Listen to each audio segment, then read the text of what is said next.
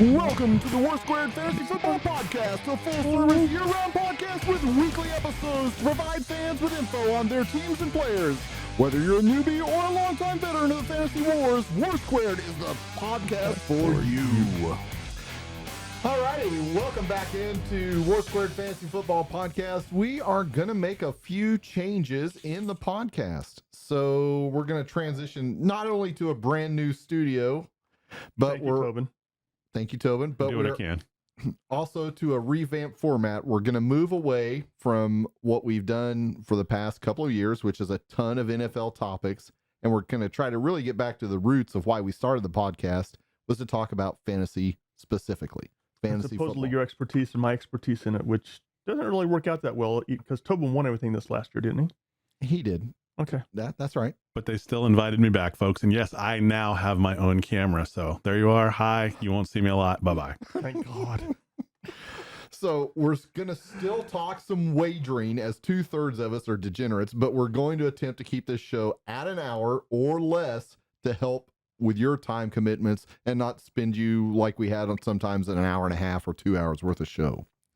We would love some feedback on the changes on either Facebook or in the comments or any other way you want to get it to us.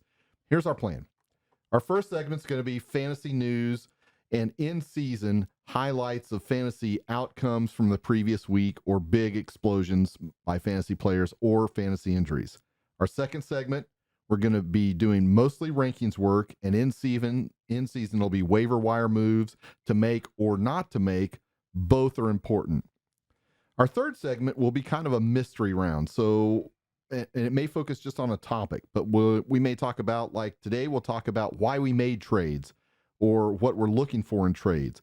It may be why we're looking at wide receivers in Dynasty, or it could be suggestions from you, our audience. And then finally, in our last segment, it'll be reserved for prediction or something that may occur over the next week or two, or before training camp or during season. It'll be primarily for weekly previews of key players or games that have significant fantasy impact. So we hope everybody enjoys the changes. We'll kind of jump in here to what segment one will be, current fantasy news. The big news right now is what's going to happen to Dalvin Cook and to DeAndre Hopkins. Well, DeAndre Hopkins is being courted like an 18-year-old 5-star prospect right now by all the teams in the NFL that need wide receiver. Yeah, I hear Alabama's in the mix. Yeah, they are. Alabama probably pays the best. Colorado might be up there. I think Prime's got a lot of openings. Well, it depends on whether he can meet Prime's requirements or not. True. But man, he's been Tennessee, New England, the Jets, supposedly Buffalo. He's been Houston. Well, these are at least mentioned targets for him, so I mean, I hate to say this. I don't see how he doesn't end up in Kansas City. He does want a ring, right? It depends what he wants. Does he want to get paid, or does he want to ring in to get minor money, not major money? See, if it's me, I will go to Kansas City, where I think I have the best shot for a ring, where I can get okay money. And if I get a ring, I'm going to set up a big payday next year. But will Kansas City sign him to a 1-year contract? They might 1 or 2 or 3 year commitment at him before they give him anything. Nah, they'll juju him. Oh, yeah. Well, Juju worked out really well for both parties. Win-win and a ring. But I think there's other locations he can go to get a shot at a ring. Well, he can get paid. I don't know if he can get a ring. Right. Tennessee is a great location for him because his main competition is Treylon Burks. Yeah, but getting a ring in Tennessee isn't going to happen this year. He's not going to get a ring. He's going to have to go to Jared. But I do believe that Tennessee will make the playoffs this year, but I don't think they're going to be in position to compete for a Super Bowl unless everything breaks absolutely perfectly for them and 18 people develop like they expect them to. Yeah, I don't see. They want them to. I don't see either of those things happening. Tommy has a better chance of growing hair. Absolutely. Tommy can grow hair. He just doesn't do it in all the right spots. Right. Just in certain spots. Ears and nose don't count, huh? That is exactly. Correct. So what are the top 4 locations in your opinion for Diggs?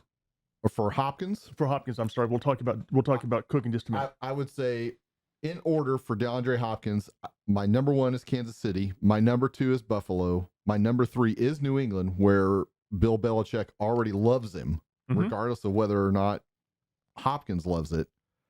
And then my number 4, I'm going to go Houston. Okay. Going back home. I mean, a reunion there. He's already beloved there, and they need a super talent down there. They need another weapon for whoever their starting quarterback is going to be, because they've got some good weapons. Their starting quarterback, C.J. Stroud. It's not a question. He's not listed number 1 on the depth chart yet, but he will be. I don't disagree. For me, it's Kansas City number 1. Number 2, the Raiders. I don't see The problem with the Raiders is who's going to be throwing the ball to him. That's right. Number 3, New England's in the mix, but I don't think he's going to end up going there. And number 4, Miami. He wants a ring. That's a place to go to. Miami seems to be coming with everybody as far as a location with which to go to. Can he throw the football? Now, the only question I have is, why would he go to the AFC when he go to the NFC and have an easier path to the Super Bowl with certain teams? Because it'd be cold in the NFC. The wild card for me, I like what you guys are saying. I like Kansas City. I like Buffalo. The wild card for me is this. I could see the NFC play, and I could see Dallas come into the mix late. And Jerry Jones just try to make a splash. But there's That's late breaking news. Move. Stephon Diggs is not happy in Buffalo, apparently. Mm-hmm. And because he's not happy in Buffalo, there's a big rumor that Dallas is going to go out and trade for him. And Jerry's going, yeah, he's a good player. Oh, yeah. The Cowboys want Stephon Diggs. And if that happens, I don't know how they're going to afford him. Then Buffalo becomes a definite landing spot for Hopkins. Right. Buffalo becomes the slam dunk. They have to try to replace him. The question I have for both of you is, what would you pay for Hopkins to be a wide receiver on your team? I would, as Kansas City, which is my team, as you all know, and I won everything last year, and my team won it. So I feel like there's some. Is your arm okay? There's some validity. I'm patting my back a little bit. Here, let me. Yeah, I'm on camera again. That's twice. Make sure you get yourself patting your back. Right. No, like this over the top. Over the top. Oh, yeah. My chiropractor says I have to do it this way. All right. So I think with D Hop, I think you'd see something similar to what you saw with Juju. You'll see a 1-year deal in the 6 to 8 million guaranteed with some incentives and some riders on there. It's going to be a 1-year deal, proven deal. If he goes, I don't think he signs with the Chiefs long terms either way. I think it's a one and done. But I think it's a way he can make 15, 16 million probably when it's all said and done, and get a ring. Now, the other question I have, what do you think, Tom? What do you think it will take to get him signed by a team? What'll it take, or what do I think they're going to offer? What will it take? What will it take? It's going to take in that 1 year, 12 to 15 million. Okay. Now, the other question I have for you both is, Max why value. would your team want him? Well, the Chiefs don't have a number 1. But he hasn't been healthy the last 2 years and doesn't look apparently to be healthy going forward. Once you kind of get nicked up and niggled up, kind of tends to stick around. Why would you take that big a risk if you're the Chiefs when they didn't take the risk with Odell? And Odell, to me, fits their system better than what Hopkins does. The injuries are not the same. You're talking about 2 ACL injuries to the same knee with Odell. Yeah. In the pros. And Hopkins, you've had... I mean, Hopkins is a bunch hamstring, of soft tissue injuries, which tend to be more reoccurrent than an explosive injury like an ACL. But look at how many Chiefs players have those types of injuries. Not very many. Yep. I mean, that's the question. It's training staff issues. We're talking about Arizona is the worst franchise in the NFL ranked by the players and the NFLPA. No, the worst one in the NFL is the commodes. So I think that's part of the issue there. So I think he can be overcome. Now, we talked about Stephon Diggs. Stephon Diggs is unhappy in Buffalo. This was a target area for Hopkins anyways. So I think you have to think about Buffalo. If they can afford him. They can afford a lot if they trade Diggs. But all that signing money comes due. Now, one other players out there is being shopped around right now and being able to go free. Dalvin Cook. Well, he's free. Yeah, he's free. But he can go wherever he wants. Where's he going to end up at? Give the top 4 locations. Miami, and Miami. Here is, before all of this happened, I would have said Miami too. I'll go ahead and put Miami at the front. Here are my new dark horse candidates. First off, the Las Vegas Raiders, they're going to rescind Josh Jacobs and they're going to sign Dalvin Cook to a 3 or 4 year deal at a much cheaper rate than what they'd have to pay for Jacobs. And I think Dalvin Cook is equivalent to Josh Jacobs, 2 years older. I don't say equivalent because Dalvin Cook has missed significant time in the last 3 years. I'll still take Dalvin Cook over Josh Jacobs. In my mind, greater sign goes towards Dalvin Cook. My next one, the Jets.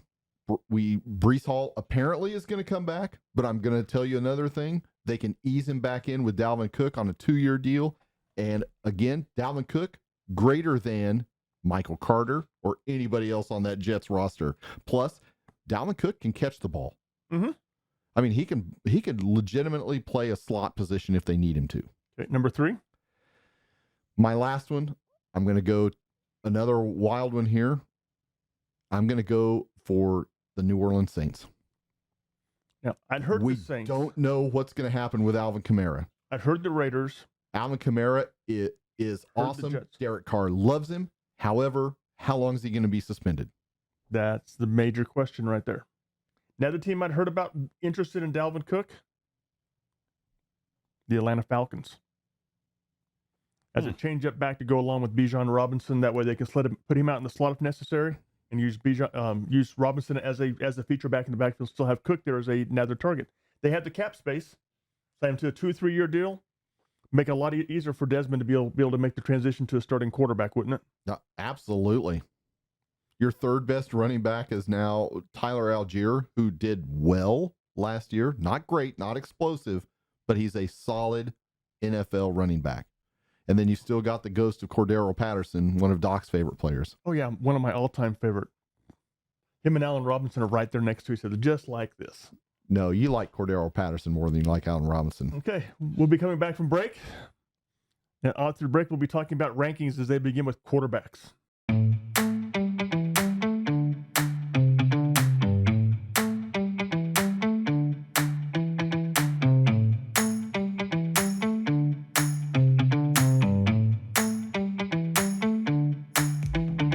After you've listened to WarSquared and have your lineups locked in for the week, we invite you to go over and check out 3 Dogs and a Dude. It's a podcast inspired by 3 crazy rescue dogs and their dude who like having conversations with interesting people.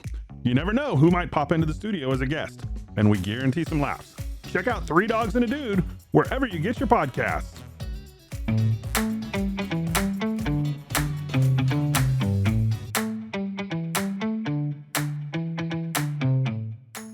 Back in here, we'll start talking about rankings when we're going to start with our quarterbacks. I'll start with mine.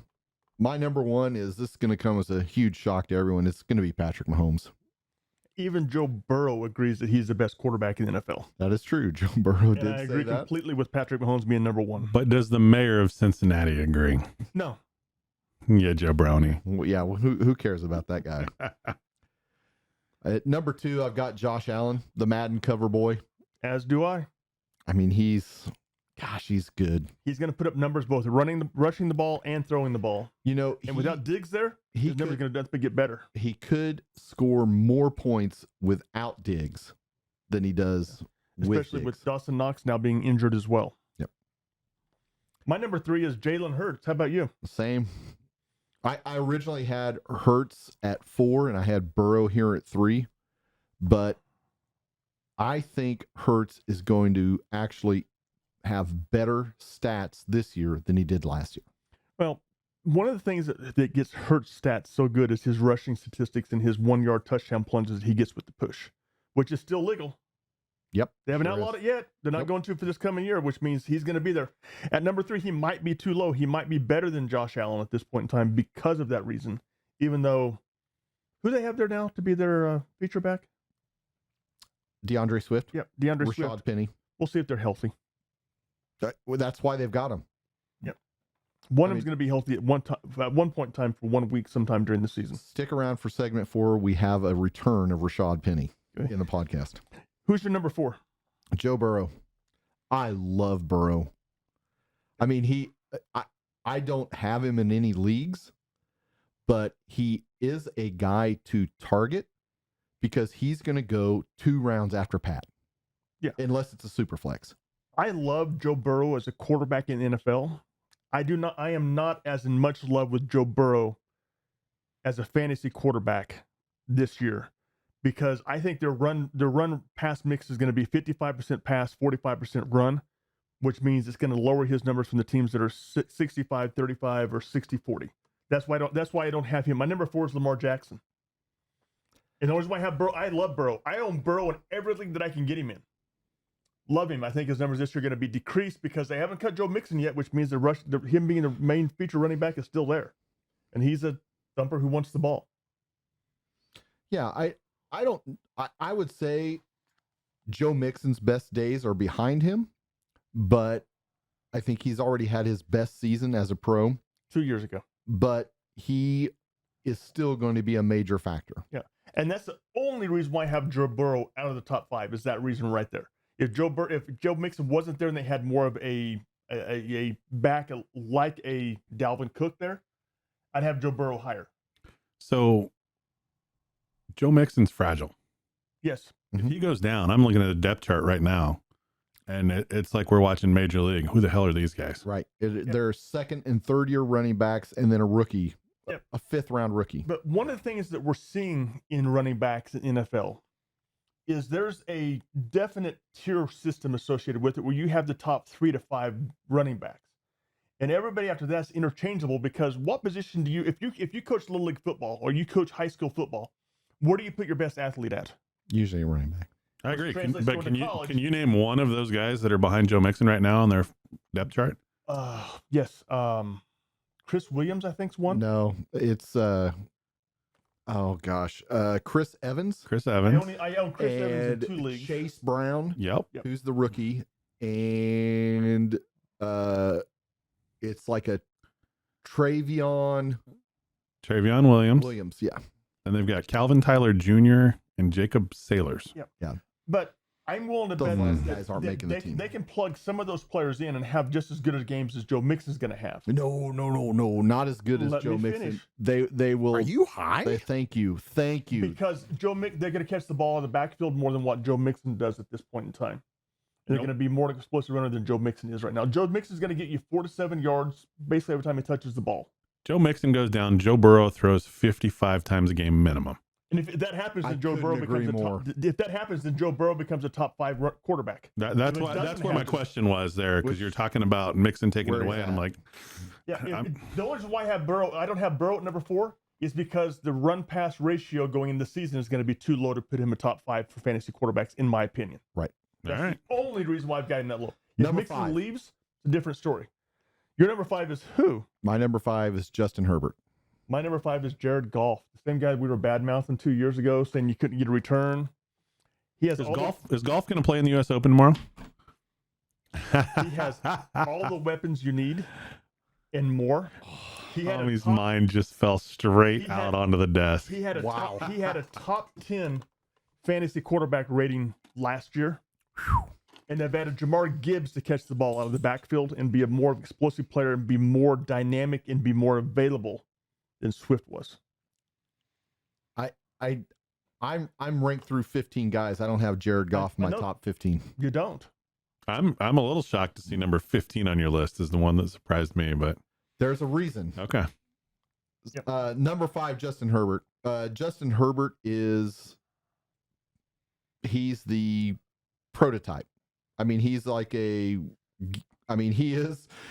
the year or 2 years older version of Trevor Lawrence. It's like these guys are made in a lab to be quarterbacks. Yep. I've got Justin Herbert number 5. Excuse me. I've got Justin Herbert number 6. I'm sorry. My number 6 is Lamar Jackson. I'm telling you right now, this is going to be if he stays healthy, mark the calendar type year for Lamar Jackson. Lamar Jackson is either going to turn into a passing quarterback or he is going to spectacularly fail. If he stays healthy. That's the only question with him as far as his numbers he can put up on fantasy wise. He has all the weapons now. This could be like his MVP season. He could throw 30 plus touchdowns and run for 10. Mm-hmm. If he stays healthy. He has all the weapons he needs now. J.K. Dobbins is healthy and looked very explosive at the end of last year. Mark Andrews is back. You are drafting Lamar Jackson this year as a pure gamble move. It could be the Lamar Jackson MVP, the Cam Newton MVP type year. It very well could be. Could be last year all over again. It could be a huge failure. Okay. Who's your number 7? Justin Fields. My number 7 is Trevor Lawrence. I got to put Fields ahead of Lawrence. Why? Because of the rushing. Okay. I don't think he's going to dramatically reduce his rushing numbers from last year. I think he's going to dramatically increase his passing numbers. Okay. Why? One, he's got a much better set of weapons around him. DJ Moore is the best receiver that he's worked with at the pro level. I agree. Darnell Mooney is now effectively the number 3. Chase Claypool will be the number 2. You think so? I think so. I think Mooney's the number 2 and Claypool's the number 4. Oh, I Number don't 3 is think- yet to be determined. I think his size alone, he is literally 60 pounds bigger than Mooney, let alone Yeah. How'd that 6 trade work inches. out for Chicago? Not good. I don't think it's going to work out in the future good for him either. Couldn't agree more. I mean, my next pick then is Trevor Lawrence. Yeah. I just the rushing numbers. I have to put him in front of Trevor Lawrence. But I look at it, if you're going to be floor is if better. you're a defense, what one weapon do you think do you have to take away from Chicago? Well, you're trying to take away the run with Justin Fields, but they've been trying to take away that with Lamar Jackson for 5 years, and it hasn't worked. 2 different cats, man. Jackson's much more elusive. Jackson's a true running back. Fields is a quarterback who can run, but he can't throw either. Boy, I don't know. I saw him run a lot last year, and he looked explosive as hell to me. But I mean, to each their own. I mean, I probably am not going to have a lot of Justin Fields. Yeah, I will not draft Justin Fields unless I'm absolutely have to in any league that I'm in. Because more people will like him better than I do. Yeah, I guarantee everybody in the draft's going to like him better than I do. I would settle for my next 3 guys, which are Trevor Lawrence, Dak Prescott, or Tua. See, my next 3 guys are Joe Burrow, Deshaun Watson, Jordan Love. And I'll settle for either one of those 3 over Justin Fields any day of the week. Yeah, I go Trevor Lawrence. Everything says that this is another step forward year for him. Mm-hmm. This says he's going to throw 30 to 35 touchdowns, 4,500 yards, and probably have 3 to 5 rushing touchdowns. Yeah, that's almost That's exactly what I'm what I expecting would from Trevor Lawrence, would which think. puts him top 10. easily, probably more like a top 5 at that point in time. But we'll see what. I don't think he's going to take. Probably not top 5. I think Trevor Lawrence, if I own him in as many leagues as I can get him in as well, and I think that if you have him as your starting quarterback in any league, you're going to come out be very, very happy with him there. I've got Dak at 9. A lot of this is going to also be based on. I don't know if Tony Pollard will last a whole season at running back. I'm sure they're going to get somebody else. Mm-hmm. But if Dak goes back to earlier seasons where he's getting 6 to 8 rushing touchdowns in addition to throwing for 25 to 30 passing touchdowns, which should be easy with his receiving core, and the fact that they'll have to. Once you get past CeeDee Lamb, you're talking Brandon Cooks and Michael Yes, Gallup. His receiving core, give me. I mean, give are me you besides giving Lamb. him Hopkins? No. Or are you giving him Diggs already? Because no, until you do that, he doesn't have anybody to throw the damn ball to. I think CeeDee Lamb is a 1,500-yard receiver. I think Brandon Cooks is 1,000. I think Michael Gallup's an 800. Wow, have you You're been drinking? Nope. And you're probably looking Maybe you at CeeDee should. Lamb having 8 to 10 TDs, Cooks having 6, Gallup having 4 to 6. Ladies and gentlemen, the first one of the season. Tommy's always wrong. You heard it here first. I'm just saying. Wow. Remember those numbers. I'm looking at the receiving core and I'm going weapons. He's got 2, Pollard And and Lamb. Lamb. Yeah. I'm not even sure that when Pollard has to come back and show he trusts the knee. Once he does that, he'll be a full-fledged weapon Well, again. it's not a knee. It was a leg. Yeah, it was ankle. But Yeah. If whole thing. Pollard gets hurt, they're screwed. You got Malik Davis, Ronald Jones, and Deuce Oh Vaughn. yeah. yeah, they're toast. Even though I think Deuce Vaughn's going to be a very impactful rookie for them. Yeah, not gonna be Tony he's still Pollard. going to be an NFL rookie. Yeah. My number 9 is Deshaun Watson. I think this is the year he knocks the rust off, takes a step forward, and the Browns actually compete for a playoff spot. I like Deshaun Watson the player. I have him at 11. Yep. just because there's just enough question there with do they still remain as dedicated to the run game? Because Nick Chubb, I expect Nick Chubb to tear it up this season. I expect Nick Chubb to have 1,500 and 15. I think that's probably pretty accurate, and I think that hurts Deshaun's overall value. Yeah, but I think that one of the great things about the Browns is I think they've finally figured out who to give the damn ball to. My number 10 is Tua. Yeah. My number 10 is Jordan Love. I'm afraid that I've got Tua too low. If Tua can last a whole season, he should be 3 or 4 spots higher than this. He won't, unless you can let him play in a bubble. That's the problem. I have Jordan Love at 10. That's why he's not higher. Because all of his wide receivers saying there's going to be no drop off between him and Aaron Rodgers. And you got to trust his receivers. I can't put Jordan Love on here yet until we get to that. My number 11 was Deshaun. We already covered him. My number 12 is Captain Kirk Cousins. I think this is his last year in Minnesota. Oh, it's definitely his last year in Minnesota. Has anybody looked at the schedule? How many primetime games do they have? That'll determine where he is. I want to say they have like 3. Yeah. My number 11 is Aaron Rodgers. My number 12 is Captain Kirk as well. Yeah. And with that, we're going to take a break and we'll be right back as we talk about the art of the trade.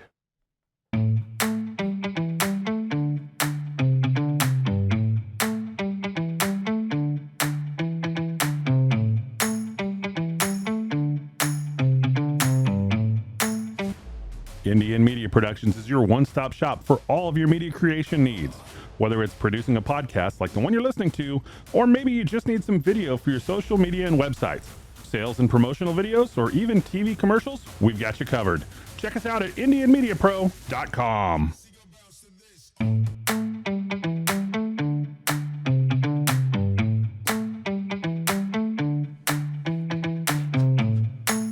We jump back in here real quick. I just want to get to what Toby previewed. My last guy on the list at 15 was Russ Wilson. The reason for that, Sean Payton. That's the only reason.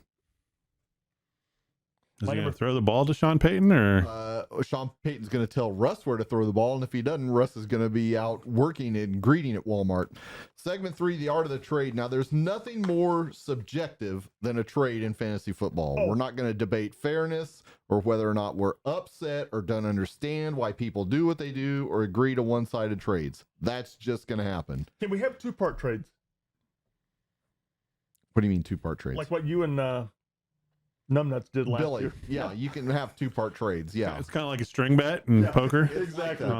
Okay, I just thought I'd throw that as it's a check raise. Is what it was. Just to kind of gouge a little bit why I could. Yeah, thanks. You're welcome. So we're going to really talk about goals for acquiring a player, or draft picks, and why we did them. So I'm going to start with a dynasty trade I completed on 12/23 last year. Dallas Goedert, Rashad White, and a 2024 second for Dameon Pierce, a 2023 for third, 2023 fourth, and a 2024 third. So I own Jalen Hurts. I love the idea of having a tight end for my quarterback. Having his tight end. Having the tight end that goes with my quarterback. So back in the day, of course, I love to have Gronk and Brady. You know, it's Breeze and Jimmy Graham. I mean, those are the things that I love, that, especially when it's a top 8 tight end. Right. Mahomes and Kelsey. That's a slam dunk. You know, so I was willing to part with a top 20 rookie running back, but wanted a wild card to replace him and asked for Rashad White, who at the time was behind playoff Lenny and was going to lose Tommy B after he retired. The draft picks were some compensation choices also. I just needed to move some because I had too many since I have more than 5 in both years. Mm-hmm. So it's just kind of like, okay, I don't need these extra picks. I'll throw those in and make it more of a value for the other guy who is basically in a rebuild mode. He's got older players that he's got to replace. Yeah. And one of the things that most people don't do when they look at trading is, would you do that trade if somebody offered that exact trade to you? If the answer is no, then what are you even wasting that person's time sending that away if you wouldn't do it? For example, I play in another dynasty league. In that dynasty league, I had a guy who wanted to trade me this year's third for Chika Gankwe, my first, and he was going to throw in Dallas Goedert. So repeat that. You were going to give up Chiggy and a third for a first and Dallas Chiggy Goedert. and a first for Goddard and a third. Oh yeah, I wouldn't do that. No way in hell would I do that trade, because Chiggy is, number one, he plays for one of my favorite teams, and I drafted him specifically because I can carry him over because I expect him to develop into another tight end. Now, I would consider getting Chiggy for Dallas Goedert in a first. I would consider it only because it depends on where is that first going to be. Then one of the other things you kind of have to do is you kind of have to project where is this person going to draft next year. Hold on, this is the Ross Lee portion of the deal, talking projections. Okay. The guy's won a league 3 years in a row using the projections. I think we should rename the league after him. I don't disagree. Anybody know where I can get some really short trophies? Bald on top. In the Dynasty League, I haven't made a lot of trades in the last year. None that I can remember, because I ended up trading Jamal Williams for a third with Billy. I was happy with that trade. It gave me a number 6 running back on my roster, and I gave up a 3rd round draft pick, which I can't draft Jamal Williams in the 3rd round, I don't think. Right. Especially with where he's going to in New Orleans, which works out really well. Billy wanted the draft pick. We made the trade. Everybody's happy with that one. Tobin, what kind of trades have you made? And now, when you go to make a trade, what do you look for? What do you look for, Tommy? When I'm looking at trades, I tend to look, especially in the dynasty, because that's the one that I really do more wheeling and dealing. The season ones, I don't do as many trades, really, it seems like. But I'm looking to find pieces that are going to either A, fill an immediate need. If I'm going all in to try and win it this year, like you did this year, what's going to get me that one difference maker that can put me over the top? Mm-hmm. But I'm also looking long term, trying to build kind of a stable, if you will, of players, so that I can start playing matchups. I might have Christian McCaffrey and some other guys, but he may have a really bad matchup. He may have a bum knee one week, things like that. I mean, just like the NFL, where they've got the 2-back system, you want 2 or 3 quality guys that you can go to. But I usually just sit and look at value, and I'll trade. When I try to find a trade partner, I try to identify 2 or 3 teams that have something that fits what I've identified I need. Mm-hmm. And then I'll sit there and look and see, okay, what do I have that could help them as well? Because it's got to kind of be a win-win. You can't always do the one-sided deals, because they just don't get done. No. But the challenge in the dynasty world, to me, the art of it is trading draft picks and including draft capital this year, next year, stuff like that. Because you can't open up some more doors that way and use some of that collateral. You can mortgage the future, per se, to go for it now. Mm-hmm. I mean, my window with my current team, I figure, is maybe another year or 2 as it sits right now. You've got Mahomes, I've got McCaffrey, I've got Devontae Smith, I've got a pretty good lineup. Hawkinson was a big trade that I pulled off. That was a massive down the trade. stretch last year. And I mean, to go up and get a number 3 tight end, who, no, he's not a Kelsey, he's not a Mark Andrews, but he's kind of that next level. And he still probably gave me, on average, a 5-point delta at tight end in most of the games that I played. Just an FYI on that, in a lot of the tiering that's going on right now, preparing for this season, there's the top tier is Kelsey, Andrews, and then Hawkinson. Yeah, Mm-hmm. Hawkinson's been the number 3 normally in that mix too, but yeah. Hawkinson has everything I've looked at as far as rankings this year. Hawkins is the number 3 ranked tight end. Kittle's is number 4. Mm-hmm. Yeah, so that was one last year that I identified late, that I was losing points or just breaking even barely at the tight end spot. And I'm like, okay, how can I make this better? And so packaged up some stuff, found a way to get Hawkinson. That kind of put me over the top. I mean, when you can get that in a weak position across the league, really. I mean, if you don't have one of those top 2 or 3 guys, you're not gaining points there. Right. The tight end position in reality is probably the one position where teams can gain 5 to 10 points per week against their opponent if they have one of the top 3 to 5 tight ends, because everybody else at that point in time is hoping they get the pop-up tight end for that week. Right. Well, and then of course, like you said, the position is so shallow that once you get to tight end 8, 9, 10, you're getting the same out of them that you would from tight end 19. Mm-hmm. Mm-hmm. See, when I go to make a trade, I look at my roster and I go, what is my strength point? What can I afford to give up at this point in time to get what I need? Then I go look at everybody else's team and try to identify the team that needs what I have extra of and see if they've got what I'm looking for. And then I try to package a trade at that point in time, put together. That way I'm fixing my weakness with one of my strong points. That way I end up with an even team going across. Mm-hmm. Now, it doesn't always work that way, but... Yeah, and Tobin's right. In a dynasty league, you are really hedging against the future and trying to say, you're really trying to make that decision. Do I go for it now or am I going to restock? Yeah.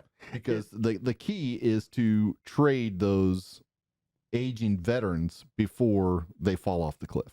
Yeah. One of the trades I made this past year, I traded Christian Kirk and I believe I traded Rashad Bateman in a second for Christian Kirk in a third, if I remember correctly. And by doing that, I got the player that I wanted to be able to put into my flex position going forward. I think I actually got a fourth back, but I'm not 100% sure about that. I can't remember the whole parts of the trade. And he got a player he was looking for and moved up in the draft, which is what Nick was wanting to do at that point in time. Yeah, and so really in the middle of last season, those players were very comparable. Mm-hmm. And giving up a higher value draft pick and taking a lower win in return, the other thing too, people, get the people you want on your teams. Yeah. I mean, if you hate the Cowboys, don't trade for Tony Pollard or Dak Prescott. Exactly. You'll drive yourself crazy. Yeah. Now, don't give up, something great. Don't give up.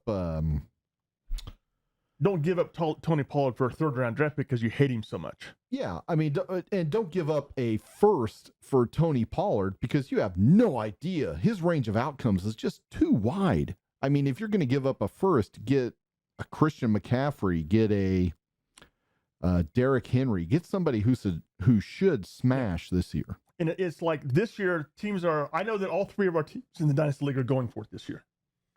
If Derrick Henry became available, would you give up this year's first and next year's first for him? To win a ring. During the middle of the season, Derrick Henry's rolling, yes. Okay. See, I currently have a trade offer out with with somebody in the Dynasty League where I'm giving up my first this year, my first next year, and a third the year after that for a third, and fifth. Because there's a player I'm targeting at that position with which to go get if he'll do the deal. My original proposal was 3 firsts for 3 fifths. The thing that he never responded. I feel like I've learned from the Dynasty is the later round picks you use on the vets. Yes. The first round picks go for the rookies. Yes. Mm-hmm. That's exactly what I use. I use the later round picks for my second kicker, my second defense, and the vets that I think are going to be able to come in and fill in like playoff Lenny if he's still available, even though I cut him. Somebody like that, or the backup quarterback that might be the backup quarterback for your number one quarterback. That way you have that person there in case something goes wrong. And then, of course, as everybody knows, sometimes you get desperate, you throw things out there, and people snatch them up. Mm-hmm.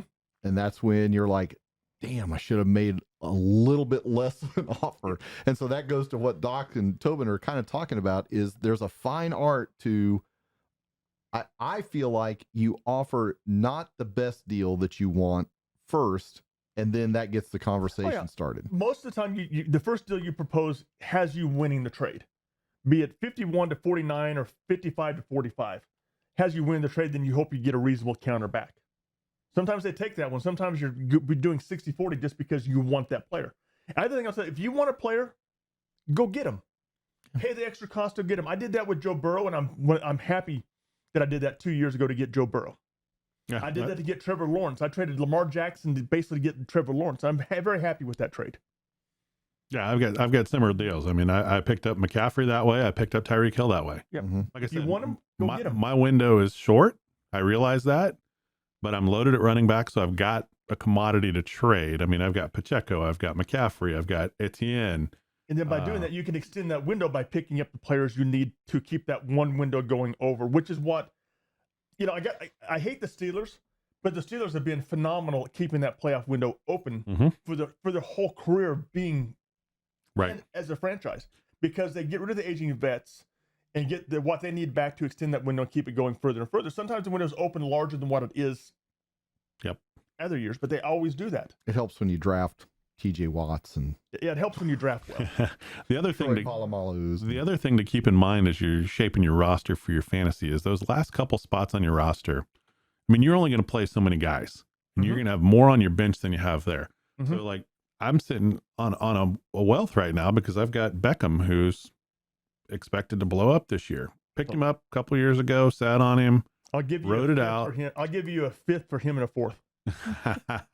We'll talk after a couple weeks, and I'll bet that offer's a lot different. But the same thing with like Calvin Ridley was a year suspended. He's going to come back and be their number one wide receiver now. So think about that as you're shaping your roster.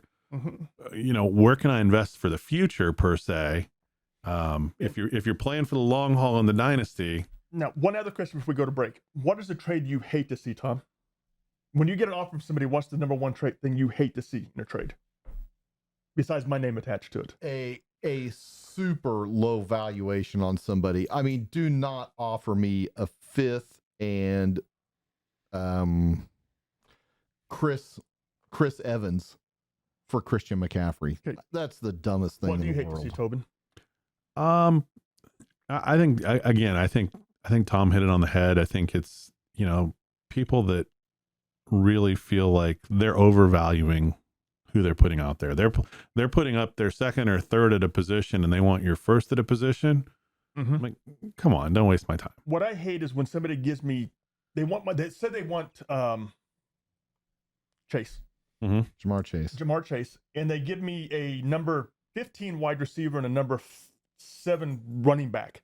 And the number 7 running back's never going to see the light of day in my roster. Right. Why should I give you somebody when you're going to give me 2 players that I will never start on my roster? Right. If you want him, give me something that I can start on my roster for. Don't give me 2 players that I'm never going to see the light of day on my roster for one of my stars. Right. I mean, go back 2 years. That's me and Billy making the trade for Justin Jefferson. Everybody thought I was nuts giving up Jefferson. But, I mean, I picked up the guys and ended up winning me the league this year. Yeah. Right. So it's, but you hit it on the head. You've got to get the value back. If somebody wants that marquee player, you're going to pay a price. Yeah. And I'm willing to trade the marquee player, but it's going to be at my price, not yours. Well, you've got to be able to improve at least 2 positions. Yeah. If you're going to give up a marquee player? How's that going to improve my team if I make that trade? Which is what I try to do when I do a trade. How's that going to improve their team? Yep. Okay. Now we're going to take a break. Now we'll be back for our 4th segment of the night. Fun with rankings and numbers.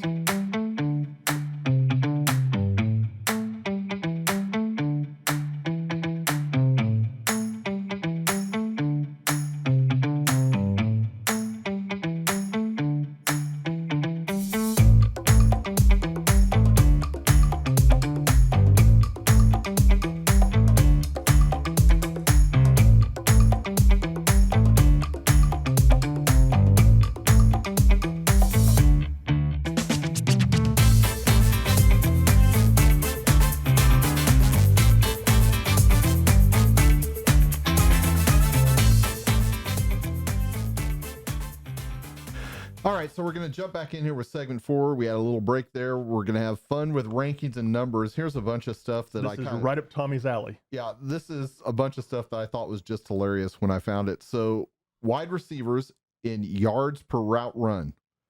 Tyreek Hill, 3.2. Okay, that sounds about right. Logical. Okay. How fast did he run those 3.2 yards per route run, though? 0.3 seconds. Yeah. Total. Laviska Shenault, 2.89. Yeah, but he only had like 7 receptions for 50 yards. This is all wide receivers. He only had like 7 receptions for 25 yards. That's right. Well, no, it's 7 receptions for like 89 yards, but one of them was a 67-yard touchdown. Yeah, so that's a little bit misleading. Justin Jefferson, 2.62. And then Rashid Shaheed, the legend that is Rashid Shaheed. The man, the myth, the legend. Yes. Jalen Waddle and A.J. Brown are tied for 4th at 2.59. Okay, so 4 of these dudes are ballers. are legitimate studs. Four of those are top 10 wide receivers in the NFL and in fantasy football. Tyreek, JJ, Waddle, and AJ. I mean, those guys I don't have Jalen Waddle ranked in the top 5, but the other 3 I do. This is why you have a minimum at bats before you can win a batting title in Major League Baseball. Exactly. Or you got to play in at least 75 games to win stuff in the NBA. Uh-huh. And so this is just one of those funny things that, like I said, Laviska Shenault had like a 67-yard touchdown. Rashid Shaheed had 2 or 3 games where he had multiple TDs, and none of them were shorter than 40 yards. And so that's just the fun of numbers. The most targeted wide receiver from week 9 through the Super Bowl. Anybody have Kadarius Toney at 29.4%? I would have put CeeDee Lamb there. Andy Reid found a new toy. Yeah, but the new toy didn't catch a whole lot, did he? 29.4%. Targeted a lot, but so what can we extrapolate from this? He's gonna be Pat's favorite target this Well, next he's to take the top off and open up Kelsey underneath. Mm-hmm. It could be all it was. He could be a monster. So Hopkins, who? Pay attention. If they don't sign Hopkins, Kadarius Toney's probably the wide receiver you want in Kansas City. I think even if they sign do. Hopkins, I think it actually magnifies what Kadarius Toney does. Kadarius Toney will probably be a top 6 or 7 round draft pick this year in fantasy football. Now, speaking of Laviska Shenault, Frank Reich came out, said, hey, look, we anticipate using him in a Deebo Samuel type role. I mean, what if he's never going to touch the ball and get injured? What if the Chiefs use Kadarius Toney in a Deebo Samuel type role? He'll last 3 weeks. Yes. That's probably true. He'll get blown up. He'll get blown up. You saw the hit Pacheco took in the Super Bowl, right? Oh, yeah. Tony takes one of those. He's done. Yeah. He just vaporized. He's going to be checked Yeah. for the rest of his career. Rest in peace. We're going to have a memorial at halftime. Remember that plaque they put out there for Derek Carr? Yeah. That's exactly what that would be if you did that. So running backs with 50 attempts, at least 50 attempts, rushing attempts last year. Yards per carry, Rashad Penny, 6.1. Didn't he have like 51 carries? Yeah, he didn't have very many. Breece Hall, 5.8. Who had a phenomenal year until he got his knee blown up. Right. Yards after contact, Rashad Penny, 4.23. Breece Hall, 4.13. Again, these are the leaders in these categories. Only on 50 attempts. Mm-hmm.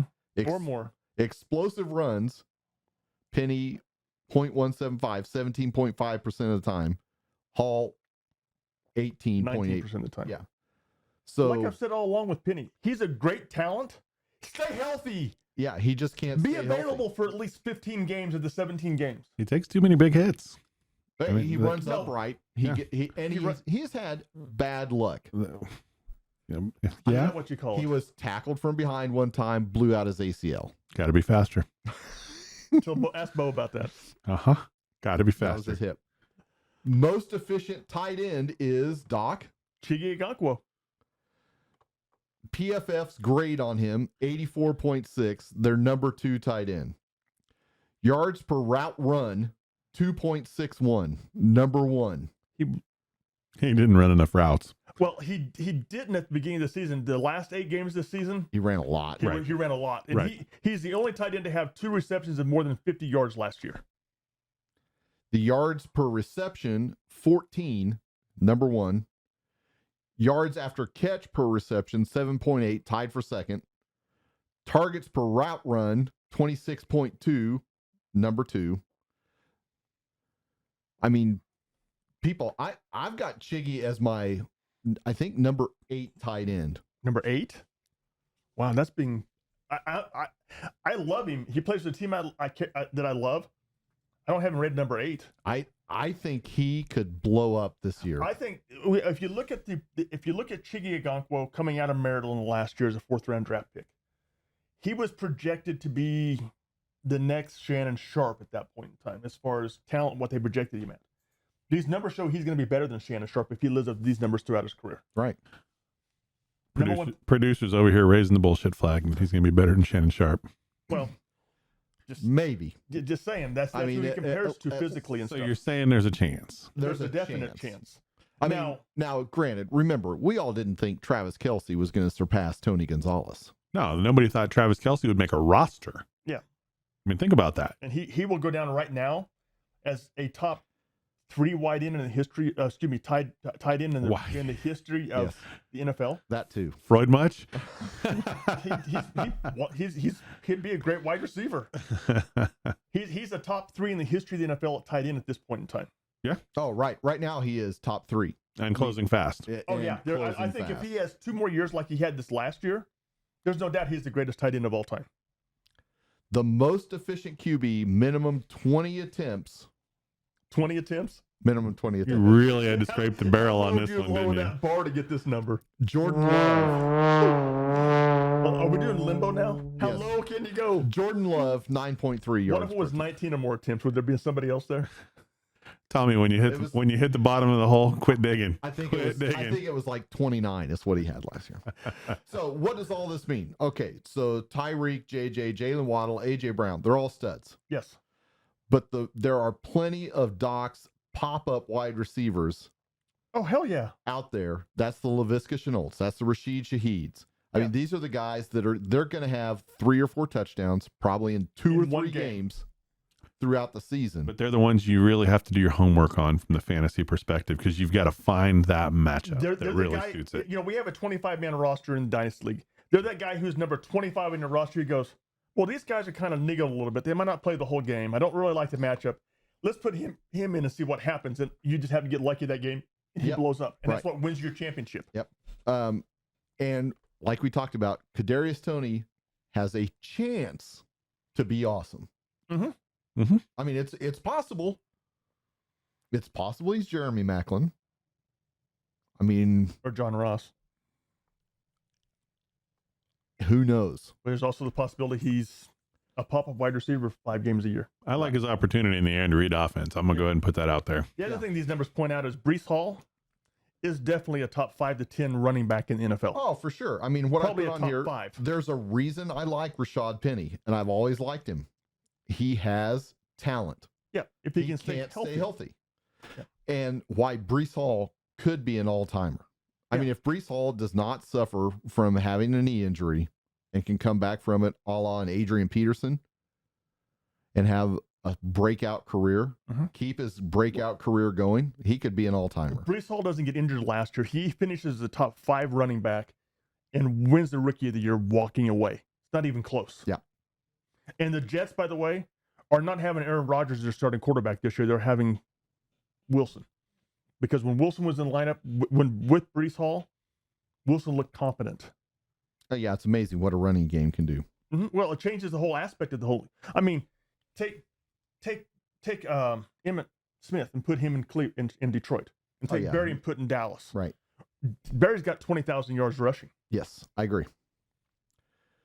Chiggy Okonkwo could be the breakout tight end this year. I'm kind of calling for it at this point. I called for it last year when I picked him up in every league that I could. He's going in the 10th or 11th round as tight end 12 or 13. Mm-hmm.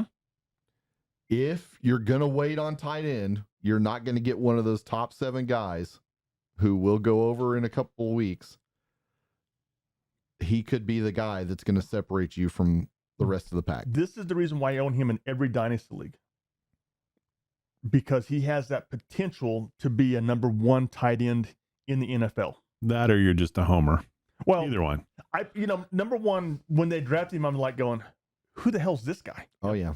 Then I went and looked at him and I'm going, Then I saw his tape during training camp and I'm going, oh yeah, I'm definitely drafting this guy in every Dynasty League that I can get. Mm-hmm.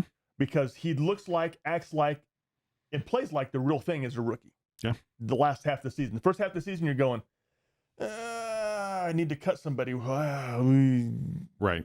Glad I didn't cut him. And that's going back to it though. When you're shaping that dynasty roster and you identify some spots where you need that backup spot, and you can go out and find somebody like that in a draft that you can get in that 3rd, 4th, 5th round of a dynasty draft where, some guys are going with the vets there, but maybe there's not a need you have that gets filled with a vet there, that there's, take that flyer on one of those rookies. I mean, I've got Drake London sitting on my bench. He never saw the light of day last year. Who knows? That guy could be the greatest thing since sliced bread at the wideout position. He could be the one that extends your window a year by 2 or 3 years and 1 or 2 years from now. Yeah, you just never know. Depends upon how Ritter develops and depends upon how that chemistry develops between the two of them. But you've also got to be able to manage your roster and stay patient to put those projects on your roster too. And the last thing you have in the notes here, Tommy, is what? Maybe Jordan Love has a chance. Now, Doc ranked him number 12. Mm-hmm. I couldn't put him there because I haven't seen him sans Aaron Rodgers. Now, he came in, I think, when Rodgers left against the Patriots last year and blew up. Looked really good. Now, the Patriots were way ahead, so they weren't playing a lot of really tough defense. They were playing pretty soft. But all of his wide receivers rave about his ability to throw the ball to the right spot at the right time. Well, because he told him what route to run instead of running the, hey, if I pull on my earlobe and touch my elbow, if I do wink at you this. sideways with my tongue out, that means I want you to run this route. Exactly. I mean, I don't know if he'll extend the Brett Favre, Aaron Rodgers streak and be another Pro Bowl, all-pro type quarterback, all-time quarterback. Man, I just want to see some game footage of him, see him in games, see him in training camp, see him in some joint practices. I mean, that's going to tell a lot. But he's got a chance. His first start in Kansas City was a dud, a real thud. Well, Steve Spagnuolo does that to a lot of young quarterbacks. Let's just put that out there. I mean, he's known for exotic blitzes and coverages and combos, and that's going to scramble your brain when you're out there. That's your first start. I think that Green Bay, by trading Aaron Rodgers, even though I think it's 2 years too late, extended their window even further going down the line. Because the only team in the NFC North that looks like they can challenge them, the Lions. Oh, come on. I mean, the Vikings can challenge. The Vikings got to find the defense first, and they're going to get rid of Danielle Hunter. I don't know that they have to find a defense. They'll just outscore them. They'll just put up points and hope that they score last. They've got to find a defense. Next bucket wins. Yeah. I mean, it happens like that. Yeah. And getting rid of Dalvin Cook doesn't exactly make that offense more explosive, does it? It doesn't, but it's preparing them for the future and what they're going to have to do next, because they're going to have to come up with some sort of quarterback. Yeah, Captain Kirk's gone into this year. I think he's got to be, and they've got to pay Justin Jefferson. And they've got no salary cap hit from Captain Kirk next year, which is the most important thing going forward. Yep. Okay.